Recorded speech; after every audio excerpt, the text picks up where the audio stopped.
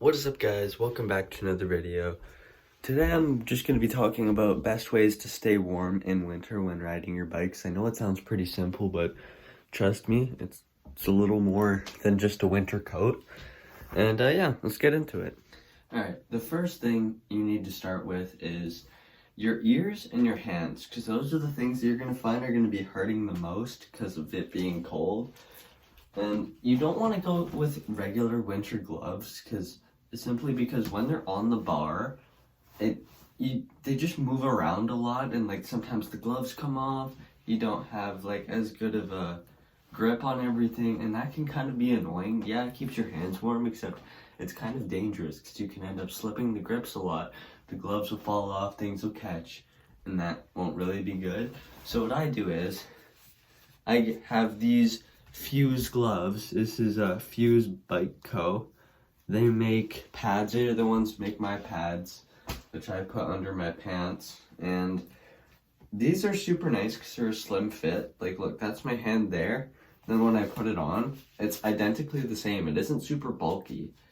So like when I'm grabbing the grips, they have extra grip and padding here. So when you fall, it's really nice and won't hurt you. So then when you have them here, they won't move around, like they won't fall off a lot. It's like, but they really keep you warm. I know they're meant for park riding, and then they're like, a lot of people like to ride park and then they'll wear gloves because if you fall, it just hurts less when you have these on, which that helps. I don't generally do that in the summer because I just don't like the look in the summer, and they're also pretty hot. But based on how thin these are, like look how thin that is. Very thin. They still keep you warm. Like, I'll be out in a -15, and these will still be amazing. Yeah, it may take me longer to get warm, except it does the trick. The next most important part is keeping your ears warm. And for that, I'd like to use just a regular bandana. There are these things right here. They're pretty nice. And, yeah. I just hope people don't think I'm in a gang. I know they won't think I am, except still. You gotta be careful, but what I do is I just put it under my helmet, fold it into a triangle on your bed here.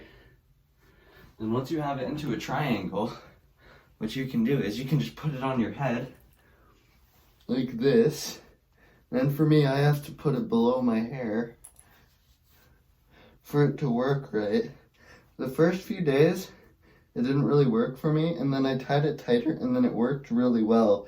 Because last winter, I tended to just wear a hat under my helmet, and that is not a good idea because it won't fit very well. The helmet will be moving around, and if you hit your head, it's going to hurt a lot more. So I don't have to switch to my old white helmet that you might see me guys use. So if you see this here, it's gonna cover your ears, except it's very slim. So I can put my helmet on like this, and it works just fine. See? Then once I put the full thing on, got the ears covered here. You might have seen that in a few of my clips that I've been posting recently, but this is the strategy that I've been using because around mid-November it starts to get cold. I'd say start using all this stuff basically when you feel like it, except like if it's like 7 degrees, you should be fine. All right, the next thing is having heat with like your torso area, because we're just gonna move down this way.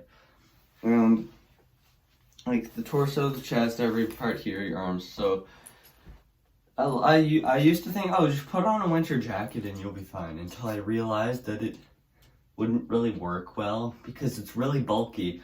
I don't know if you guys have seen the trend here yet, except the thing is with this, you need to go for slim and warm all at the same time. Don't just go like, oh, bulky, because that can affect your riding a tiny bit. That's why I like to keep it loose, feeling good, pro mobility. So you start off just by putting on a hoodie. It's like you have a t-shirt, then hoodie is like your base layer. So like dress in layers. So like if it gets cold and you heat up, you can just take things off instead of, oh, I'm in a t-shirt, I just took off my winter coat. Because you don't want to sweat too much, because that can make you cold, because it'll make you wet. So start off with the hoodie, and then depending how cold it is, if it's like around 0 or -5, even -10, I'll just have this jacket here, and you can get this jacket at Harvester Bikes. It's It's a Harvester Bikes jacket. I've had it for a while. It's great. It's a windbreaker. It's nice and thin, except it keeps you really warm. Except if it gets really quite cold, what I'll do is I'll get a flannel here, because it's a thin flannel that'll keep me warm under this. So I'll put this on like that, and then I'll put my other one on. Just keep me warm to protect you from the wind, because in the winter, the wind is absolutely brutal. And that is one thing you want to keep in mind. Says me, I'm living in Ontario, Canada. I know it isn't the worst place, because I live in like southern Ontario. But it still gets pretty cold. Like I was riding in some like -15 last winter. And I wouldn't suggest riding past like -12-ish, because after that it just isn't fun. You're just fighting to be warm instead of actually riding. But now since we have the torso out of the way, we have to move to the legs. For the legs, what some people do is if you don't wear pads, you can wear like 2 pairs of pants. Like you can just wear like your regular like corduroy or jeans or whatever. I prefer corduroy because they're really nice and warm. But what some people do is they'll put track pants on and then they'll put the regular pants on, except for me, since I have pads, if you have shin pads and knee pads, that'll do you well. And since that'll do you well, it protects you and it keeps you warm. And it doesn't get like your pants all sweaty, which will also keep you warm again. But yeah, that's one thing. If you're getting pads and you're getting pants, go up like, say if you're like a 30 or a 32, you're gonna want to go up to like waist size 34 or 36 to be comfortable. That's why I like baggier clothes, so I can fit stuff under my pants here. Like I like them to be nice and loose, because when they're skinny, it's really hard and it's pain to get your pads on. But yeah, once you get them on, pretty nice. Moving on to the feet, and this is very important, because if your feet get cold and wet, you're gonna get sick. Not super fast, but it can happen.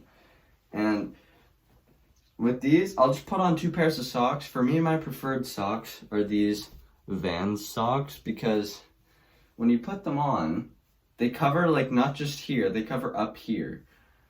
And I find that just really helps warm up your leg and your ankles a lot. So if you put 2 of those on, it'll be really comfortable for now. I've just been putting on one because it isn't that cold out yet. But if you don't have those, you can go to Dollarama or like your local sports store, like Sport Check or something, and you see they'll have these adhesive feet warmers, which you put those on your socks. You put them on like that, then they'll stick on, and then they repel like they just have warm heat coming from them to warm your feet up if they're cold. I would say you don't necessarily need that, but it is very helpful. And moving on to another thing, this isn't so much staying warm, it's like keeping you going.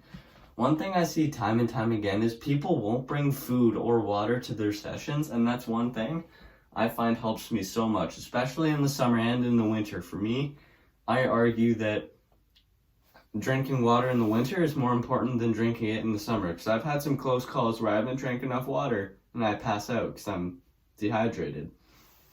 You really need to stay hydrated in that weather, which is why for me, I'll use one of these. Like these are like some thermo flasks, and they'll have a liter of water in them, and I'll bring 2 of them, so I'll have like 2 liters just in case, because you never really know.